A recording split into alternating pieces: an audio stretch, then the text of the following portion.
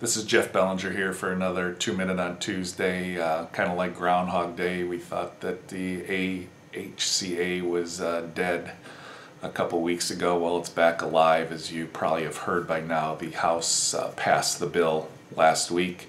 And a couple of things that we had talked about previously, the big items is that it gets rid of the mandate for individuals that requiring them to purchase insurance. The tax credits come back, so that instead of providing subsidies, they're switching to a tax credit program for individuals. Medicaid expansion is going to be frozen. Probably the biggest change we saw in the bill is that it's going to have a work requirement for those that are not pregnant or caring for children under age 6. The high-risk pools that they're going to create, they're going to fund it with $130 billion for the states to use to help insure the people that are the highest cost to insure.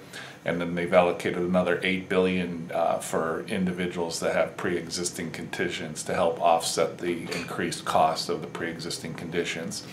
Because one of the other big changes is they're going to allow states to create waivers or ask for waivers so that they don't have to offer items like maternity coverage or mental health coverage in every plan that's available out there.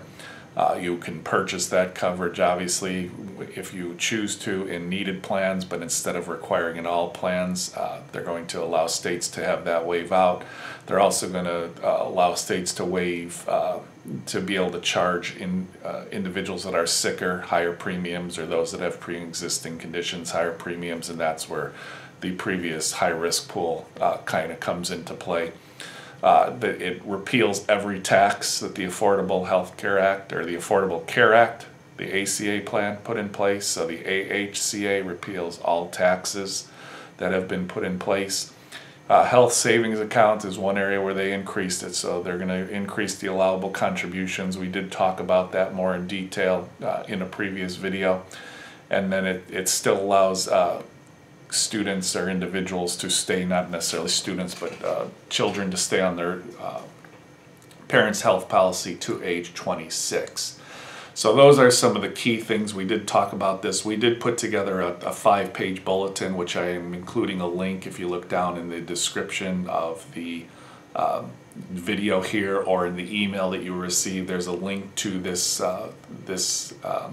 5-page document which goes into a little bit more detail.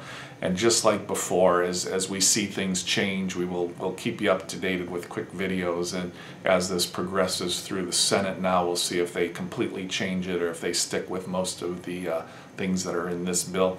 Only time will tell. Have a great week, and thanks for watching.